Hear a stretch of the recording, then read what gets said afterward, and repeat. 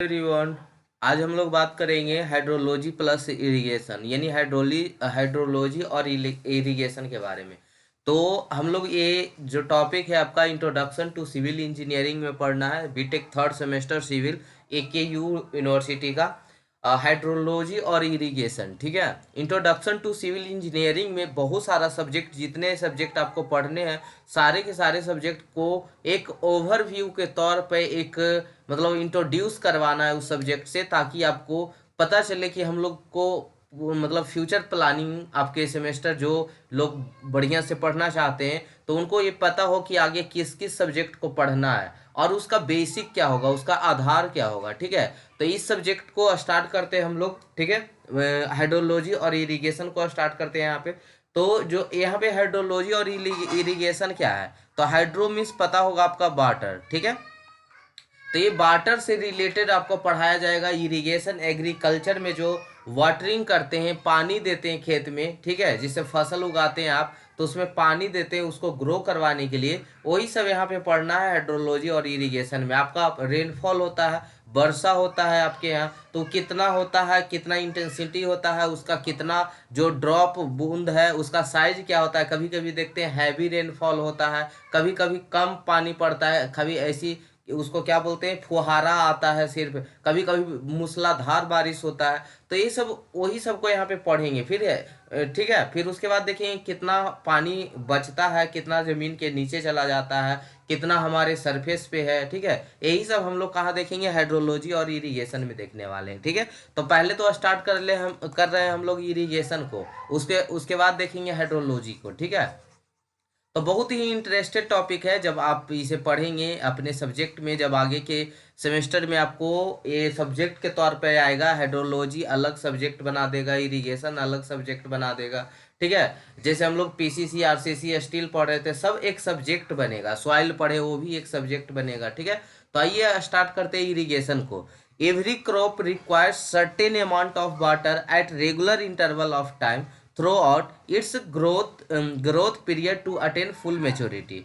जो सभी crop, crop means फसल, ठीक है, जो आप खेत में फसल उपजाते हैं, ऐसा तो कोई नहीं होगा जो फसल नहीं देखा होगा। ठीक है, क्रॉप नहीं देखा होगा। भले आप खुद ना उगाएं या आपके घर में ना हो, लेकिन आस पड़ोस गांव घर शहर जहां भी देखे क्रॉप जरूर देखे होंगे आप लोग। ठीक है, फसल जिसको फसल बोलते हैं crop. Every crop requires certain amount of water. सभी क्रॉप को एक निश्चित क्वांटिटी में पानी चाहिए होता है। अच्छा, ये निश्चित क्वांटिटी इसलिए बोल रहे हैं, सर्टेन अमाउंट में वाटर इसलिए बोल रहे हैं क्योंकि सभी को एक तरह का पानी नहीं चाहिए होता है। अगर किसी को आप ज़्यादा पानी दे देंगे तो गल जाता है पेड़ पौधा, अगर आपको कम पड़ता है तो सूख जाता है। ठीक है, तो ऐसा नहीं है कि मान लीजिए गेहूं चावल मूंग दाल ये सब है तो सबके लिए सेम पानी चाहिए होता है, ऐसा नहीं होता है। क्या होता है, सबके लिए अलग अलग पानी होता है। तो certain amount of water at regular interval of time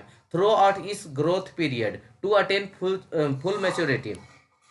उसके जब हम उसको सोइंग करते हैं, सोइंग माने बुनना और हार्वेस्टिंग माने काटना, तो जब हम बुनते हैं और जब हम काटते हैं उस टाइम पीरियड में हम उस पे जो पानी देते हैं, तो एक ग्रोथ पीरियड से अटेन फुल मैच्योरिटी, जब तक वो सोइंग और हार्वेस्टिंग के दौरान हम जो पानी देते हैं उसे हम लोग वाटरिंग कहते हैं। क्या बोलते हैं, वाटरिंग। पानी पटाना को हम लोग क्या बोलते हैं, वाटरिंग बोलते हैं। ठीक है, वाटरिंग। अब वाटरिंग का नाम आएगा तो आप इतना ही जानेंगे कि खेतों में पानी देना क्या कहला रहा है, वाटरिंग का कह रहे हैं। ठीक है, और एक टाइम इंटरवल पे देते हैं। ऐसा नहीं कि आज दे दिए और फिर 2 दिन के बाद दे दिए या फिर 15 दिन के बाद दिए, ऐसा नहीं होता। एक इंटरवल ऑफ टाइम पे देते हैं। जैसे 15 दिन पे पानी दे दिए तो फिर 15 दिन के बाद पानी देंगे, फिर 15 दिन के बाद। अब 1-2 दिन आगे पीछे हो सकता है, उतना नहीं, लेकिन फिर भी एक क्या होना चाहिए, टाइम इंटरवल होना चाहिए। ऐसा नहीं कि आज 2 दिन पे दे दिए फिर 2 महीना पे दिए, तो वैसा नहीं होता। एक टाइम इंटरवल पे पानी दिया जाता है।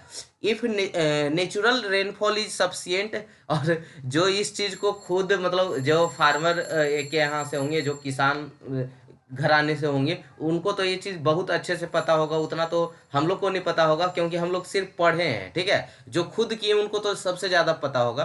तो अगर कुछ वैसा होता है, हम लोग देखिए पढ़ते हैं, अगर आपको वैसा कुछ और इसके बारे में नॉलेज है तो कमेंट सेक्शन में बता सकते हैं। ठीक है, if natural rainfall is sufficient and timely then there is no requirement of irrigation. अगर पानी सही टाइम पे हो जाता है और सफिशिएंट अमाउंट में हो जाता है तो इरिगेशन की जरूरत नहीं होता है ना। जैसे मान लीजिए धान का खरीफ फसल के दिन में धान के खेती में उस टाइम सावन भादो रहता है, बहुत सारा पानी हो गया, तो वो पानी आपके खेत के लिए सफिशिएंट होता है, तो हमको एक्स्ट्रा पानी की ज़रूरत नहीं होता है। लेकिन हाँ, उसी वही रेनफॉल कम होता है तो हम इरिगेशन करते हैं, वाटरिंग करते हैं, ठीक है।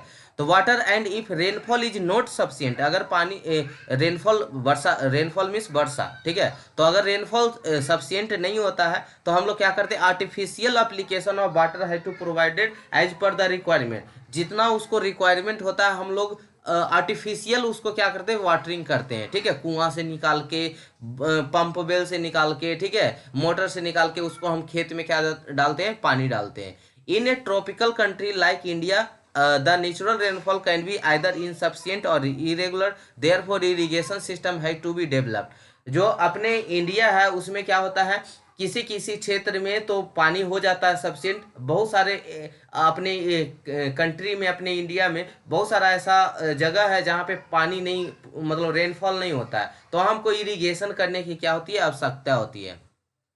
If a geographical region is such that in which irrigation is compulsory for the practice of agriculture, such a region is called arid region। जिसमें हम लोग को एरिड मतलब क्या होता है, शुष्क, ठीक है। तो अगर हमको वैसा रीजन जहाँ पे पानी नहीं होता वहाँ पे कंपलसरी हो जाता है पानी देना। If geographical region is such that some variety of crop can be cultivated without irrigation, then the area is referred as semi arid region. जहाँ पे हमको पानी की ज़रूरत नहीं होता, इरिगेशन करने की ज़रूरत नहीं होता, वो रीजन कैसा होता है, सेमी एरिड रीजन होता है, मतलब वहाँ पे पानी ह्यूमिडिटी वगैरह सही मेंटेन रहता है। तो ऐसे नोट पॉइंट में था ये। अब मान लीजिए कि इतना चीज तो आप सुने, ठीक है। अब इसको एक मतलब 2 नंबर में, जैसे आपके एग्जाम में आता है 2 नंबर में क्वेश्चन आता है और 7 नंबर में क्वेश्चन आता है, ठीक है। 7 नंबर का क्वेश्चन आता है, 2 नंबर का क्वेश्चन आता है। 7 क्वेश्चन जो रहता है 2 2 नंबर का क्वेश्चन रहता है, ऐसे 10 क्वेश्चन रहता है जिसमें 7 को बनाना होता है। तो 7 क्वेश्चन हो जाए 2 नंबर का, तो अगर 2 नंबर में इरिगेशन को लिखना है तो कैसे लिखेंगे। आज 7 नंबर में 4 क्वेश्चन आता है। तो ये सब जितना चीज बोल रहे हैं ना उसको आप सुन सुन कर जो सीखे हैं उसको अपने से बना बना के लिखना है। और वैसे जिनको बनाना नहीं आता है उनके लिए तो लिख के दे ही दिए हैं, ठीक है। यही सब पॉइंट को क्या कर देना, लिखना है, ठीक है। बहुत अच्छे पॉइंट, बहुत सफिशिएंट जो क्या बोलते हैं उसको, मतलब एक तौर तरीके से लिखा हुआ है। अगर आप ऐसा छाप दीजिएगा वहाँ पे एग्जाम हॉल में अपने कॉपी में, तो आपको 1 नंबर भी नहीं काटेगा यहाँ से, ठीक है। हर पॉइंट को मेंशन किया गया है नोट्स में, ठीक है। देखिए कि आपको पता चल रहा होगा कितना सुंदर नोट्स है, ठीक है। Definition of irrigation. Irrigation is defined as the artificial application of water to the agriculture field in accordance with crop requirement throughout the growth period of the given crop to attain full maturity. Definition irrigation का क्या बोलेंगे कि irrigation ऐसा एक method है, अगर field में, agriculture field में अगर रेनफॉल सफिशिएंट मात्रा में ना होता है तो हम उस क्रॉप के रिक्वायरमेंट के मतलब थ्रू जितना उसका रिक्वायरमेंट होता है उतना हम लोग क्या करते हैं, आर्टिफिशियल तरीके से उसमें पानी देते हैं। कब तक, जब तक कि वो हार्वेस्टिंग लायक ना हो जाए, हार्वेस्टिंग में काटने लायक ना हो जाए, तब तक उसमें हम इरिगेशन करते हैं। उसे ही जब तक तब तक उसमें हम वाटरिंग करते हैं, उसी को हम लोग क्या कहते हैं, इरिगेशन कहते हैं। क्लियर है, चलिए। उसके बाद आते हैं एडवांटेज ऑफ इरिगेशन। इरिगेशन करने से क्या फायदा होता है हम लोग को। जब हम लोग इरिगेशन करते हैं, वाटरिंग करते हैं, तो हम लोग को क्या फायदा होता है। तो पहला तो यील्ड ऑफ क्रॉप, उसमें फसल अच्छी होती है। Production of crop, increase production of crop. Generation of hydro power, हम लोग बिजली भी उत्पन्न आजकल करते हैं हम लोग। एलिमिनेशन ऑफ मिक्स्ड क्रॉपिंग, आप मिक्स्ड क्रॉपिंग को भी एलिमिनेशन कर सकते हैं। Increase in drinking water supply, आप पानी की पीने की पानी को आप बढ़ा सकते। अच्छा, ऐसा नहीं होता इरिगेशन में, सिर्फ ऐसा नहीं है कि आप खेत में ही पानी दे रहे हैं, आप डैम बनाते, रिजर्वायर बनाते, ये सब भी इरिगेशन के अंतर्गत ही आता है, ठीक है। और कैनाल प्लांटेशन कर सकते हैं, इनलैंड नेविगेशन कर सकते हैं, मतलब भूमिगत, देखते होंगे बोलते हैं कि भूमि के अंदर जो अपना अंडरग्राउंड वाटर है वो क्या हो रहा है, धीरे धीरे कमी हो रहा है। तो आप इरिगेशन के थ्रू आप पानी जमा करके उसे क्या कर सकते हैं, फुलफिल कर सकते हैं। तो ये सब एडवांटेज है, ठीक है। डिसएडवांटेज क्या है, अगर ज्यादा मात्रा में पानी पटा दे, जैसे आप खेत में ज्यादा पानी कर दे या अपने एरिया में ज्यादा पानी आ जाता है, तो वहाँ वाटर लॉगिंग हो जाता है, जिसपे मॉस्क्यूटो डेंगू वगैरह क्या होता है, उत्पन्न होता है। तो due to over and extensive irrigation water logging can take place which reduce the crop yield. अगर वाटर लॉगिंग हो गया तो आपके फसल भी खराब हो जाएंगे। Due to intensive irrigation the rising water table में come up to the surface which becomes a public health concern causes malaria dengue ETC, ठीक है। अगर और मतलब वाटर टेबल लेवल बढ़ गया तो वहाँ पे क्या होता है, वाटर लॉगिंग हो जाता है। वाटर लॉगिंग मतलब पानी जमाव, ठीक है। आसपास देखते होंगे कहीं कहीं गड्ढा में पानी का जमाव हो जाता है, ठीक है। तो वहाँ पे क्या होता है, मलेरिया डेंगू ये सब का कारण बन सकता है।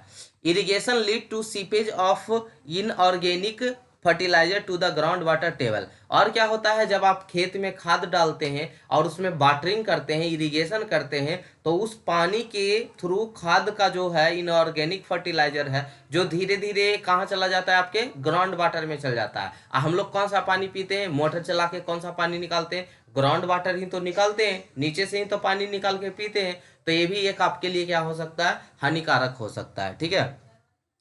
टाइप्स ऑफ इरिगेशन मेथड, तो टाइप्स ऑफ इरिगेशन मेथड को हम लोग कल देखेंगे, आज इतना ही तक रहने देते हैं, ठीक है। थैंक यू सो मच यहाँ तक बने रहने के लिए। मिलते हैं हम लोग नेक्स्ट एपिसोड में, जहाँ पे देखेंगे टाइप्स ऑफ इरिगेशन के बारे में, ठीक है। टाइप्स ऑफ इरिगेशन में